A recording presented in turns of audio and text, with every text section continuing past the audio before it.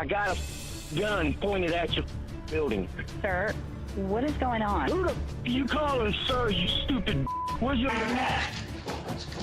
Tase his ass right now. The judge now steps in to help subdue the defendant. Put it down. This is Adam Satterly, standing before Judge Olu Stevens in Louisville, Kentucky, and he is in court on a bond hearing related to drug charges. The judge informs Satterly that his motion is denied, and at that same moment, Satterly's attorney gives him a rather curious instruction. So ruled, motion's granted. Satterly is about to be taken into custody when he decided it was the perfect time to show the entire courtroom just how racist he could be. He uttered a racial slur, but it was loud enough for the court microphone to catch it. And Judge Stevens? Oh, he heard it, and he wasn't about to let it slide. Thanks.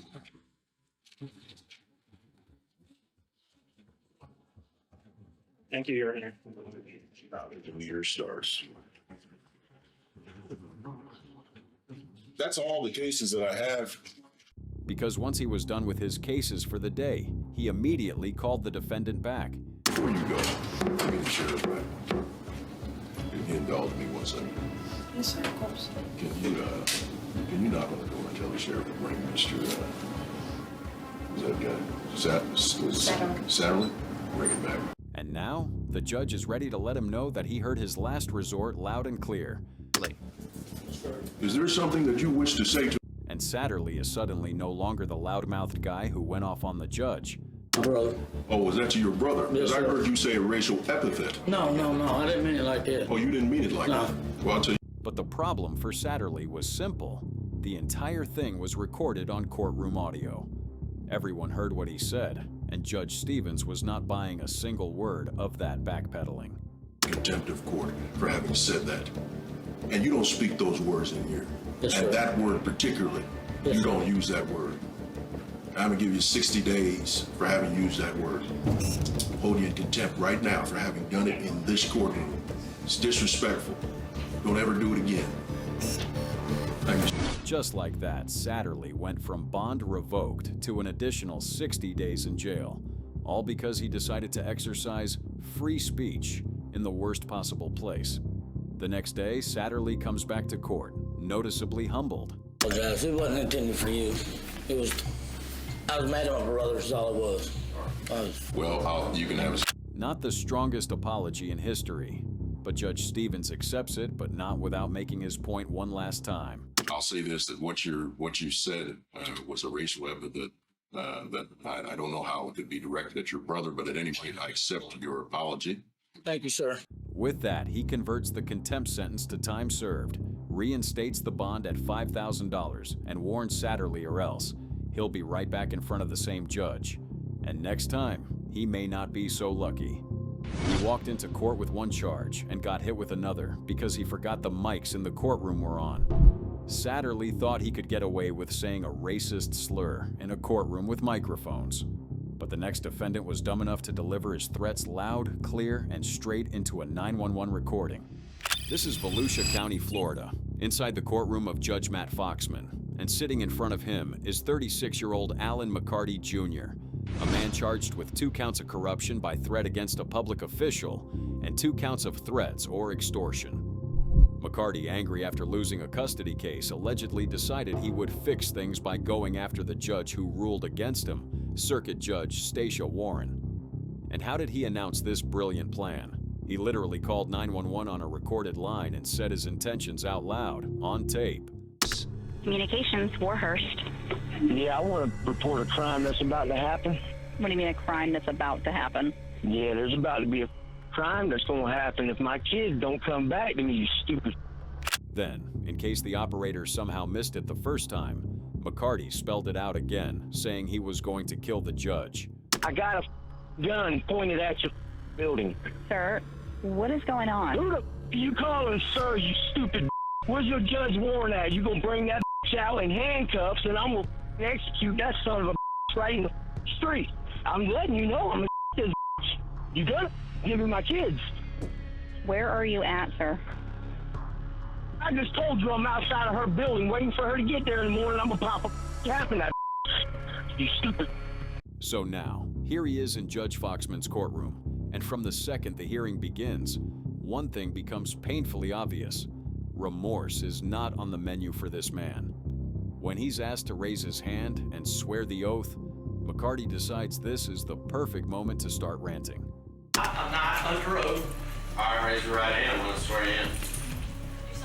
I'm not under oath. Raise your right hand, please. Judge Foxman tries the polite approach at first, letting the rambling slide, hoping the defendant will calm down and let the proceedings continue. Hopefully, you want to allow my witnesses here.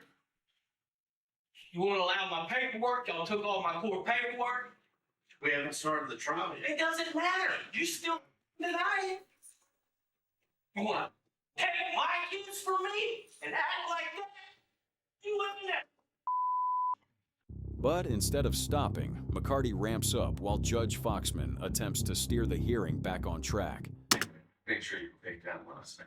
He was sworn in. No, I was not sworn in. Yes. I've never been sworn in this court. Bring the camera back. He's making this. So with that being said, number one, I need to know whether or not you want to be here during the trial process. No. All right. Do you want to testify? No, I don't. This is all being done unconstitutionally, unrightfully. Do you want to be in the room or not? Do you want to suck my... I'd prefer not to, sir. Well, you got a mouth for it.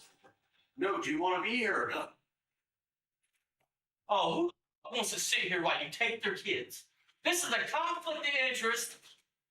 Everything right, y'all, I supposedly have you violated. But McCarti's not done. He keeps pushing until finally, the judge decides that enough is enough. McCarti is removed from the courtroom by deputies, still talking, still yelling, still determined to turn the hearing into chaos. But the story doesn't end there, because once the trial concludes, the jury finds him guilty. And when it's time for sentencing, the meltdown returns with a sequel nobody asked for. State of Florida versus Alan McCarti Jr., who is present here today on two reasons. One is to sentence on a jury verdict that had been accepted, but we're also here on an order to show cause, which I would like to address first. Judge Foxman tried to ask why he should not hold McCarti in contempt in light of his multiple previous disturbances. You're before the court, Mr. McCarti, to show cause why I should not hold you in contempt for behavior that you demonstrated during the jury trial. You threatened the McCarti erupts again, louder, more aggressive, and just as disruptive as before. What a bunch of lies, you stupid piece. Then also You threatened my life. in the This time, the deputies don't wait. They move in fast and drag him out of the courtroom mid-rant. back room. No, I'm not taking out resistance. I'm not resisting. I'm just not backing up. I'm not standing. I don't have to stand. McCarti is placed in a back room with a one-way mirror so he can see the courtroom, but nobody has to deal with his outbursts anymore. Only then does Judge Foxman deliver the final sentence. Guilty, sentence him to 15 years in Florida State Prison. As to count two, when adjudicated him guilty, sentence him to 5 years to run consecutive to count. Alan McCarti Jr. walked into court facing charges for threatening a judge. He left, adding a legendary display of courtroom self-destruction to his record, a live performance caught on mic, on video, and on public record. McCarti couldn't stop talking long enough to save himself, but for this next defendant, every sentence he muttered added another month to his jail time. This is the courtroom of Judge Chris Green in Berea, Ohio, and standing at the podium is Milton Watts, a man who had just turned himself in after failing to appear on a domestic violence case. And on paper, that sounds responsible.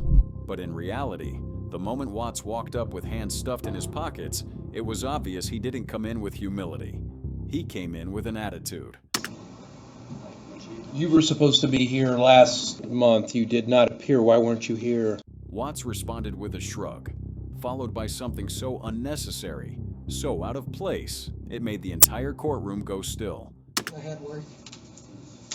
My mom didn't show up. Somebody died in the family. There was no reason for me to be here. The judge leaned forward, calm but unmistakably firm. Well, it's not an engraved invitation, son. It's a court order. Trying to keep things on track, Judge Green moved on to the next problem. Watts' attorney had withdrawn, and the defendant needed to hire a new one. Your attorney withdrew, so you'll have to hire an attorney? I don't need an attorney. Watts insisted he didn't need a lawyer. You're a lawyer? Nope. You want to talk to me about me? Bond with me? What do you want to tell me? About what? Bond? I don't really give a fuck. And that's when the fuse finally burned out. Because the moment the judge mentioned bond, Watts muttered something else. Something you never say to a judge, or to anyone, in a room full of microphones. Judge Green stopped instantly. That's going to cost you 30 days in the county jail for contempt. Cuff him. While deputies moved in to cuff him, Judge Green tried to offer a lifeline. Can I give you a piece of advice? What? You can either make life easy, Watts chose option B. or you can make life hard. I already ruined my life. That's 60. You want to go for 90? And then it became a pattern. Every new insult took another 30 days from his liberty. 2 more. That's 180. By the time deputies dragged him halfway across the courtroom, Watts had talked himself all the way up to 306 days, and he was still going. That's 306. I'm working at McDonald's. Now I gotta come here and my life. You. At this point, his mother tried to step in, explaining that her son struggled with mental health issues. Stop. How many days you want to give me now? Are you Sir County? Yeah, I'm at about a year right now in contempt, so. He's got mental problems. He's not on Ma'am, I don't care. I don't give a either. But it was too late. Good. The power. Good. The power. Good.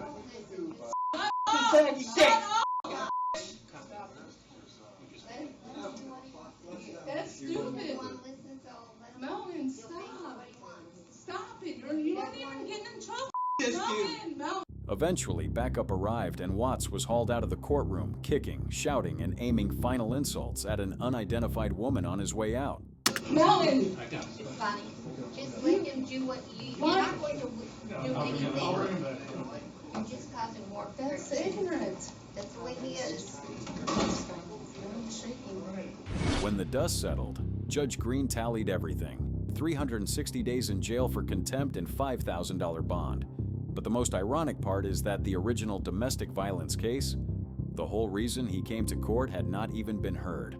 Watts walked in with 1 charge and left with nearly a full year in jail, all because he thought he could get away with speaking to the judge without consequences. Watts talked himself from a warning to nearly a full year in jail, but the next defendant didn't stop at insults. He pushed a courtroom so far that even the judge stepped off the bench to help deputies shut him up.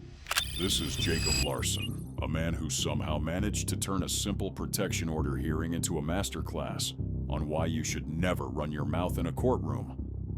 Larson was in a Jackson County courtroom after being accused of stalking a woman he insisted was his girlfriend.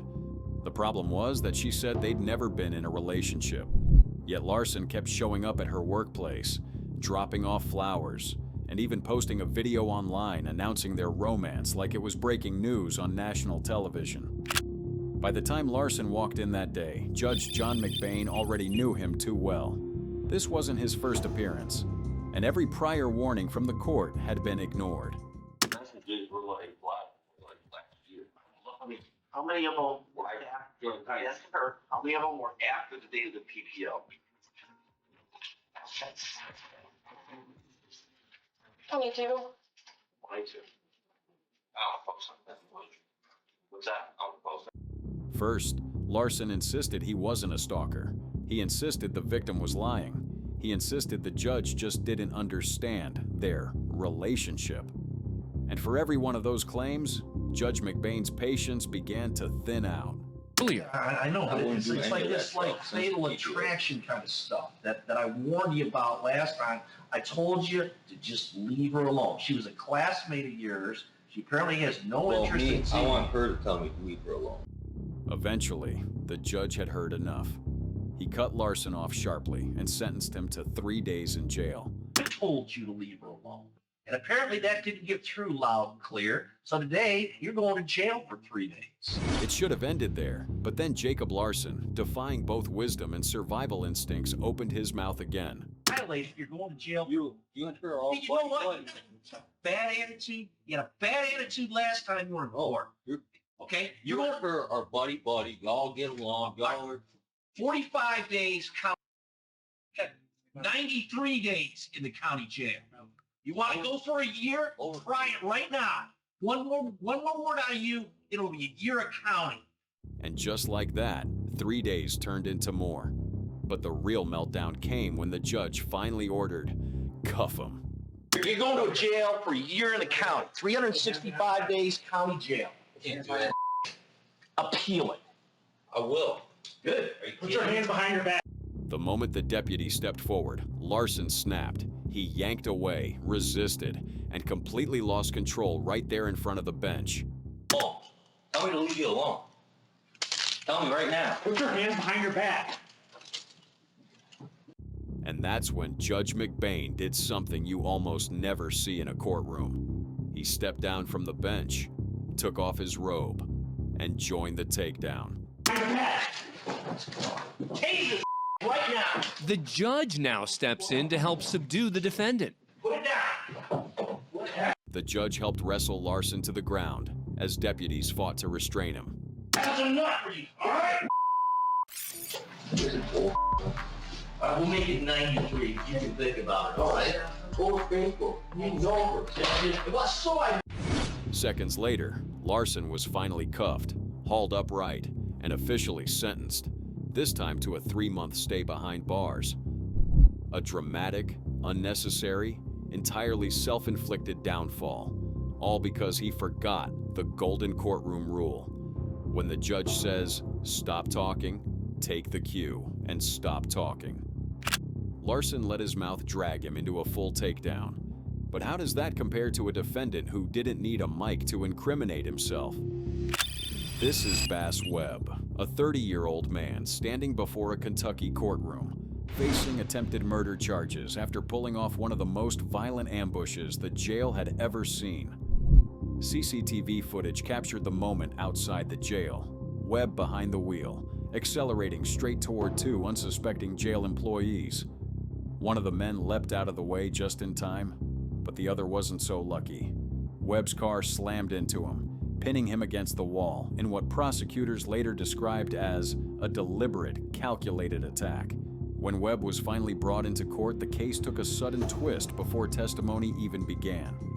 Judge Vanessa Dixon, who personally knew the victims, announced that she would be stepping down to avoid any conflict of interest. I would have to try this case.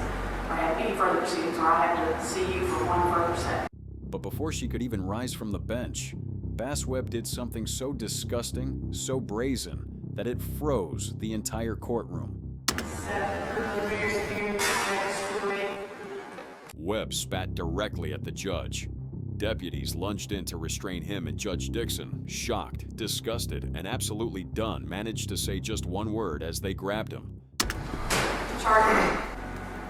But even as deputies dragged Webb out, everyone in that courtroom knew that this was not the last they would see of this man. Because while awaiting trial, Webb sparked an all-out riot inside the Fayette County Detention Center.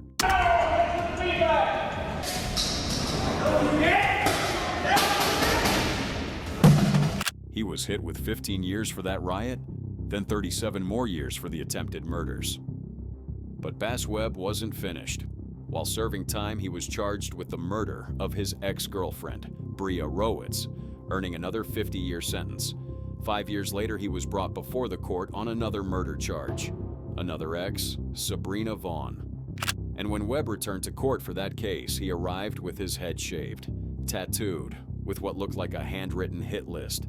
Judges, prosecutors, police, even members of the media. And what was crazy was that the list had 3 names already crossed out. The jury found him guilty of intentional murder and sentenced him to life in prison. with the possibility of parole only after 25 years. Bass Webb spat his defiance loud enough for the whole courtroom to feel it. But the next defendant managed to earn 3 years in prison for being dumb enough to threaten the very own judge in his matter. This is Tobias Roman, better known on the streets as Giggles. The 27-year-old faced a long list of charges: attempted robbery, making terroristic threats, brandishing a deadly weapon, and stalking a female mall employee. By the time he entered court, the situation was already serious, but Giggles immediately made it worse.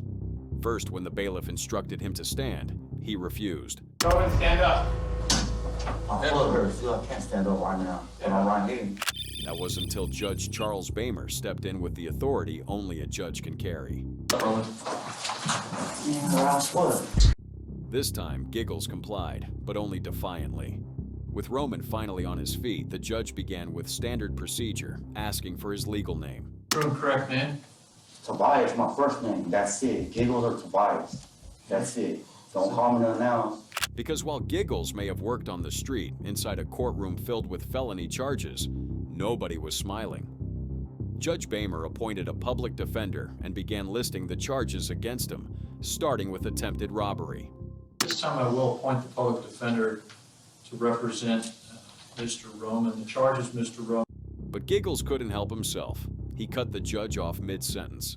Robbery. Hey, Mr. Roman, you need to be quiet. For that cheeky remark, the judge warns Giggles that if he opened his mouth again, he'd be removed from the courtroom. You got one more chance and then you're going to be removed from the courtroom. For a moment, Giggles actually paused, but then he started talking again. And this time, Judge Bamer ordered deputies to remove him.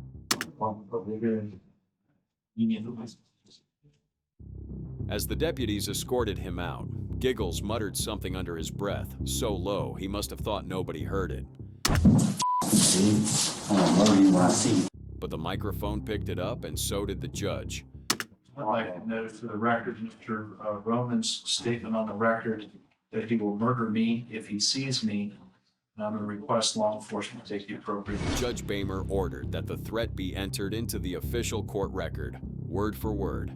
Eventually, Tobias Giggles Roman entered a no-contest plea to threatening a public official and received 8 months in prison. Nearly every other charge was dismissed, except for one, threatening with intent to terrorize. He pled no contest to that as well and received an additional 3-year sentence.